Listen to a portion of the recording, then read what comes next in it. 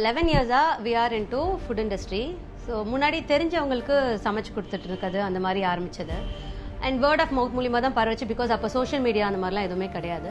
Slowly அது build ஆக ஆரம்பிச்சது. எங்களை சுற்றி தொக்கு பொடி வத்தல் எல்லா ஐட்டமும் இருக்கும். நடுவில் நாங்கள் உட்காந்துருக்கோம். ஒரு ஏஆர் ரஹ்மான் சாங்கோ இளையராஜா பாட்டோ பின்னாடி ஓடிட்டு இருக்கோம். So we enjoy doing that. என் ஃபேமிலி தான் என்னோட team. So every one is of different profession but connected through food பேஷனுக்காக அப்படின்னு. This how it cos.